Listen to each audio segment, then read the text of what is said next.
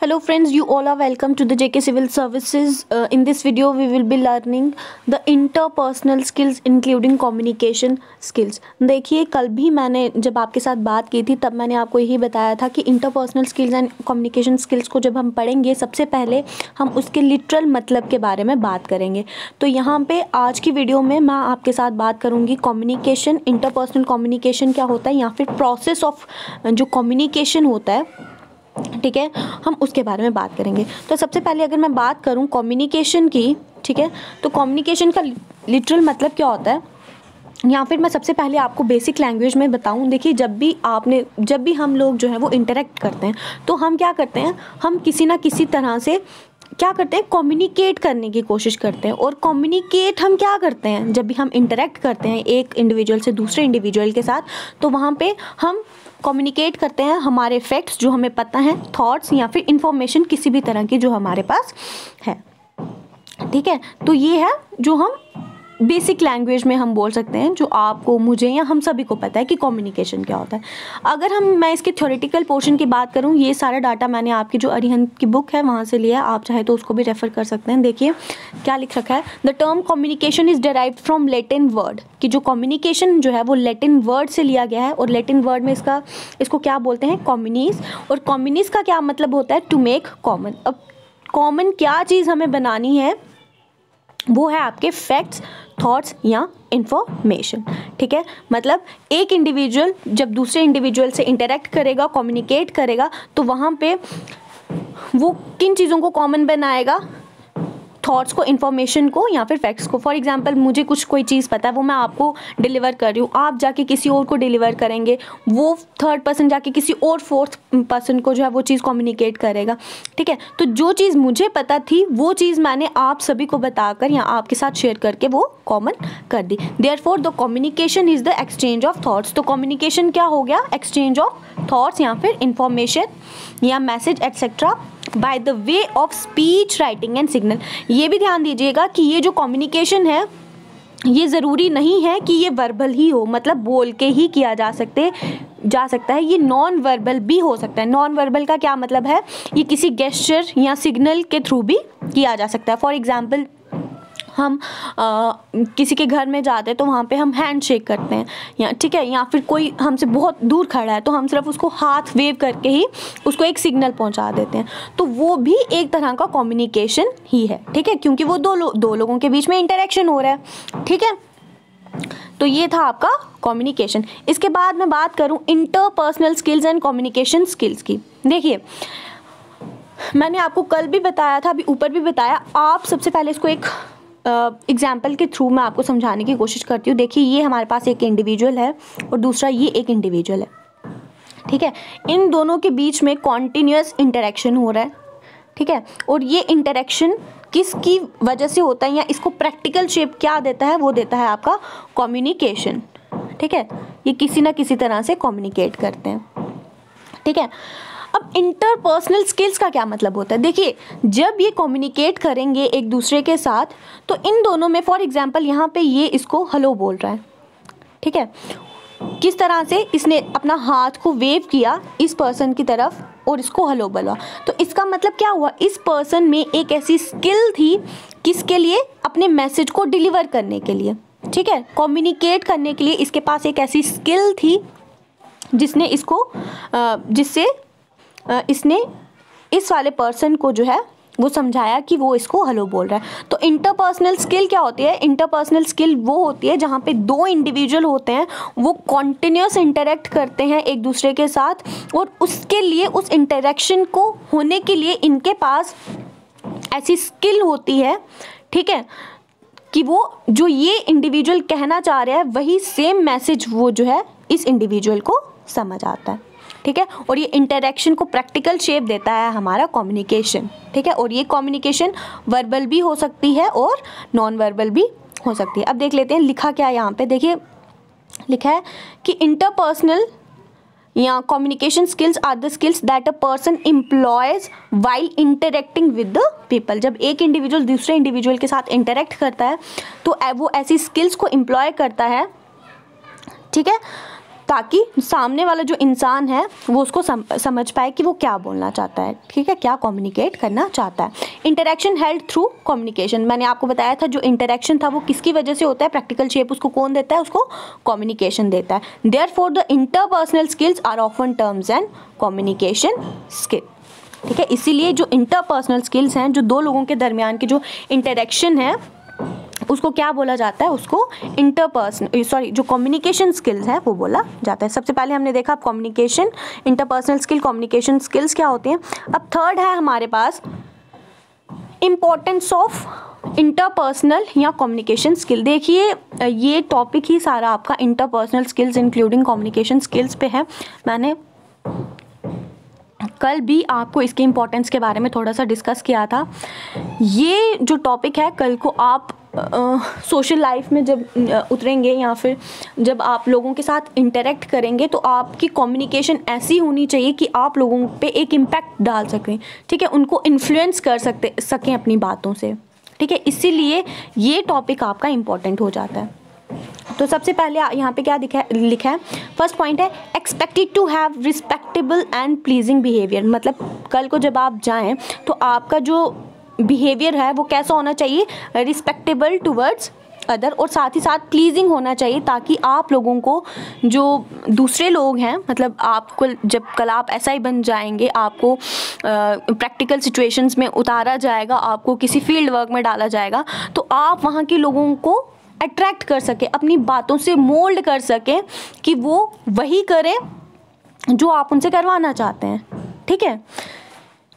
तो फर्स्ट है आपका respectable and pleasing behaviour. Second है when one is in social life where work environment demands mutual cooperation. देखिए किसी भी तरह के राइट्स हो जाएं तो आपको पता ही होगा कि एसआई वगैरह जो होते हैं वहाँ उनको उस फील्ड में डाला जाता है जहाँ पे राइट्स होते हैं, ताकि वो लोगों के जो एंगर है, जो एग्रेशन है, ठीक है, उसको डाउन कर सकें, ताकि जो एडमिनिस्ट्रेशन है, ठीक है, वो सक्सेसफुली रन कर सके।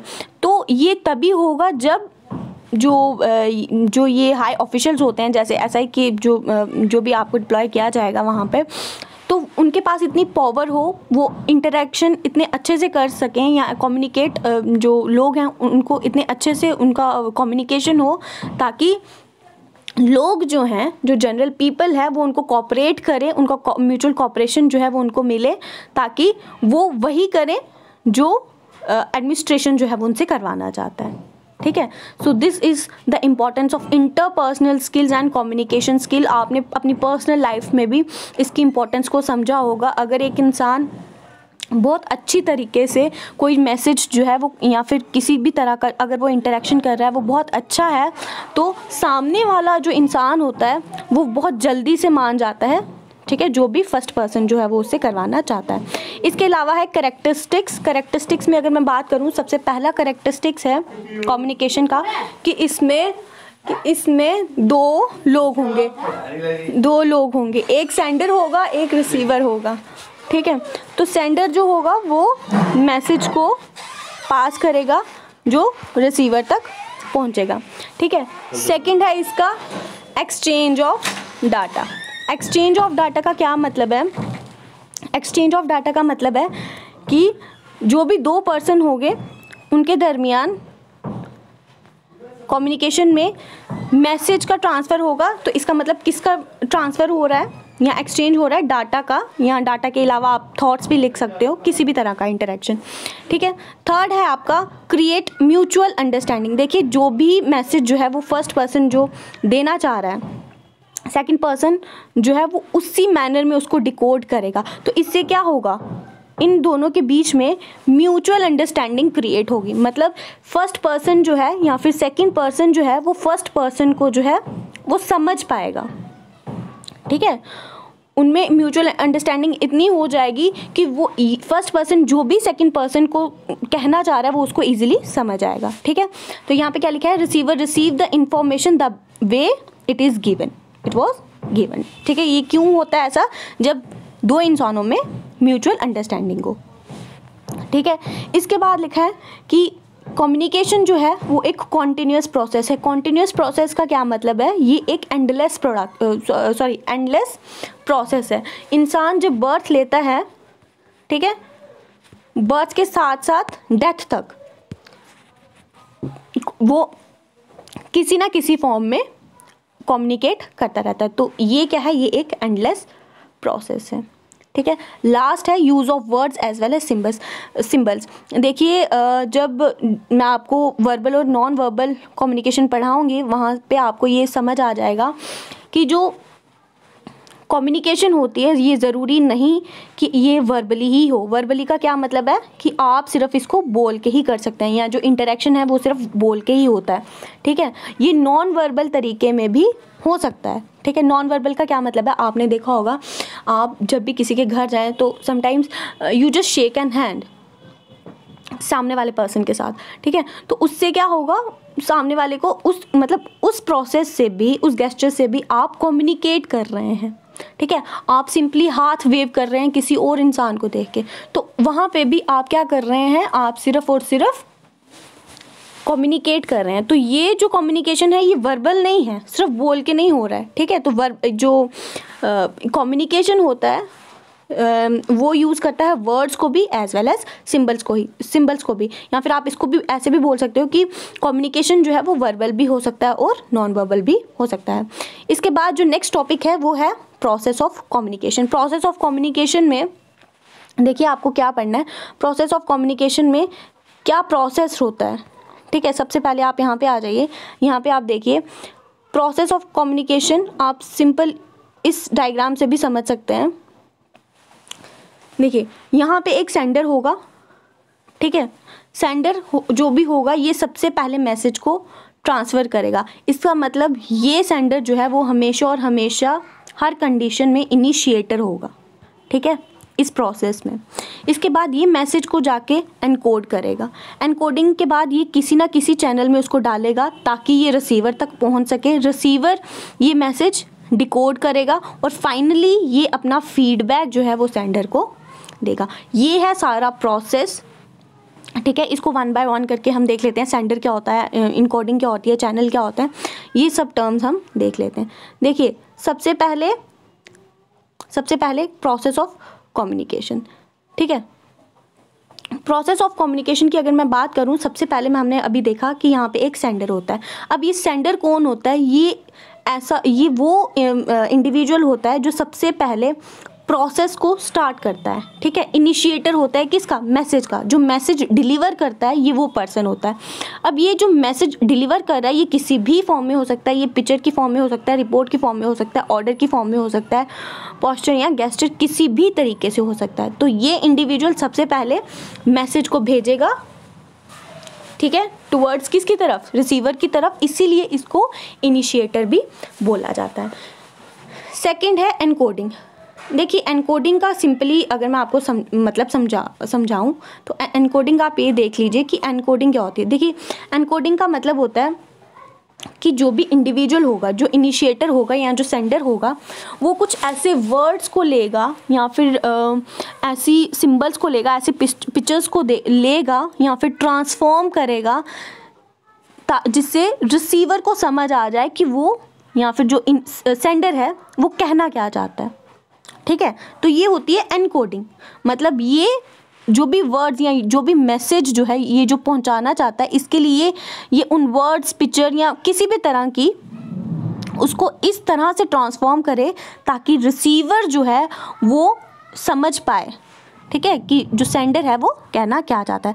देखिए यही लिख रखा है कि encoding is the transformation of the message into an appropriate medium, ठीक है, कि जो सेंडर है वो क्या करेगा, मैसेज को ट्रांसफॉर्म करेगा, ठीक है। ट्रांसफॉर्म वो किस फॉर्म में कर सकता है, वो किसी पिक्चर, रिपोर्ट, ऑर्डर, पोस्टर, मतलब इन चीज़ों की वो हेल्प लेता है, ठीक है।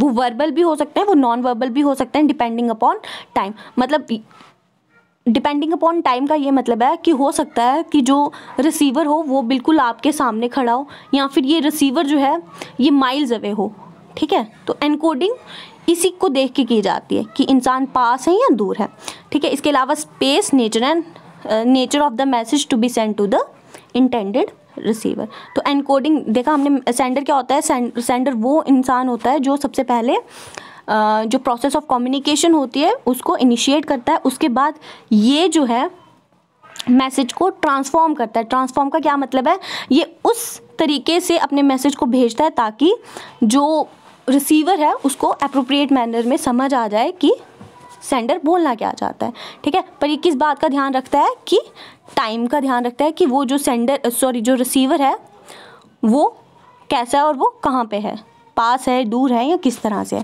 थर्ड है आपका मीडिया, सॉरी ये मीडियम होगा, मीडिया नहीं होगा, ये मीडियम होगा, ये आप करेक्ट कर लीजिएगा या फिर चैनल। इसका क्या मतलब होता है, it refers to the channel through which the message is transmitted. हमने डायग्राम में भी देखा था कि जब जो सेंडर जो है वो एनकोड करेगा उसके बाद वो इसको एक अप्रोप्रिएट चैनल में डालेगा ताकि ये रिसीवर तक पहुंच सके, ठीक है। तो ये होता है चैनल, ये कोई ऐप भी हो सकता है, टेलीफोन भी हो सकता है, ठीक है, या टीवी भी हो सकता है, किसी भी तरह से ये अपना मैसेज जो है वो पहुंचा सकता है। लास्ट होगा आपका रिसीवर। रिसीवर क्या करेगा, it is also called as ender of the process. अगर सेंडर जो है वो इनिशिएटर है तो जो रिसीवर होगा वो एंडर ऑफ द प्रोसेस होगा, ठीक है। He and she receive the message and decode the message. He may be listener, viewer और रीडर। जब मैंने आपको टाइम का रेफरेंस दिया था तब मैंने आपको बताया था लिसनर वो कब होगा, अगर वो बिल्कुल सामने खड़ा है, ठीक है, एक इंडिविजुअल जो है वो दूसरे इंडिविजुअल के बिल्कुल सामने खड़ा है तो वो लिसनर हो जाएगा। व्यूअर कब होगा, जब उसका मीडियम जो है, जो सेंडर है उसका मीडियम जो है वो कोई टेलीविज़न हो, ठीक है, टीवी हो। रीडर वो कब होगा, जब जो सेंडर है जो मैसेज पहुंचाना चाह रहा है उसका मीडियम जो है वो न्यूज़पेपर रहे या मैगज़ीन रहे, ठीक है। तो ये है आपका रिसीवर। ये क्या करेगा, ये सबसे पहले जो मैसेज आया होगा किसी भी चैनल के थ्रू उसको डिकोड करेगा। तो डिकोडिंग देख लेते हैं। डिकोडिंग का क्या मतलब होता है, refers to a receiver interprets the message and try to understand in the best possible manner. जो भी मैसेज आया होगा डिकोडिंग में रिसीवर जो है वो उसको इंटरप्रिटेट करेगा, उसको समझने की कोशिश करेगा कि जो मैसेज है वो क्या दिया गया है, and try to understand in a best possible manner. मतलब वो उसी मैनर में उसको डिकोड करेगा। अगर फॉर एग्जांपल यहाँ से हेलो 111 मैसेज को जो है वो ट्रांसफ़र किया गया है तो यहाँ पे भी जब डिकोडिंग होगी तो जो रिसीवर है वो उसको बेस्ट पॉसिबल मैनर में ही समझने की कोशिश करेगा। मतलब ये इसको बाय नहीं बोल सकता या इसका कुछ और मतलब नहीं निकाल सकता, ये इसको हेलो 111 में ही समझने की कोशिश करेगा। फाइनल क्या होता है, after decoding he and she given the feedback. Receiver तक जब मैसेज ट्रांसफ़र हो गया उसके बाद ये क्या करता है, ये एक फीडबैक इसको देता है। देखिए ये सारा है प्रोसेस जहाँ पे sender, encoding, channel, decoding, receiver and feedback दिया जाता है। बट यहाँ पे कुछ बुक्स हैं जहाँ पे मैंने देखा कि नॉइज़ को भी इसका पार्ट बताया गया है, ठीक है। अब नॉइज़ क्या होती है, देखिए इस पूरे ही प्रोसेस में जब एक्सचेंज ऑफ थॉट्स होता है या ट्रांसफ़र ऑफ थॉट्स, फैक्ट, किसी भी तरह की जो ये कम्युनिकेशन होती है, ठीक है, तो उसमें इस पूरे ट्रांसफ़र में जो ये मैसेज का ट्रांसफ़र हो रहा है यहाँ पे किसी ना किसी तरह की नॉइज़ को ऑब्जर्व किया जाता है।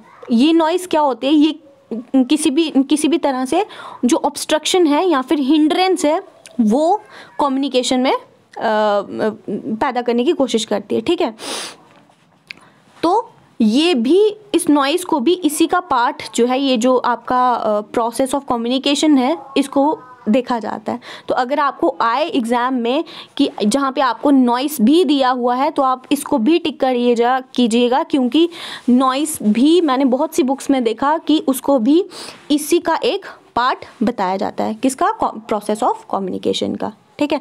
So this is all about today's lecture. कल के वीडियो में हम वर्बल एंड नॉन वर्बल के बारे में डिस्कस करेंगे। ये आपका बहुत इम्पॉर्टेंट है, क्वेश्चंस पूछे जा सकते हैं, इनफैक्ट क्वेश्चन पूछे जाते हैं नेट और सीसेट में भी, मैंने बहुत बार यहाँ से क्वेश्चंस देखे हैं। So this is all for today's lecture. Thank you very much.